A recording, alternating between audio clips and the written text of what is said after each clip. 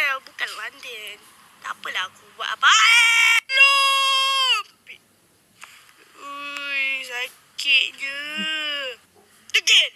Pakai tali pinggang keledai. Pakai. Walaupun duduk di belakang. Kawan-kawan, jangan jaga sangat tau. Banyak-banyak benda boleh dapat accident. Pakai seatbelt. KL ke Londonnya kena pakai. Ingat! Sila like dan subscribe ke channel saya.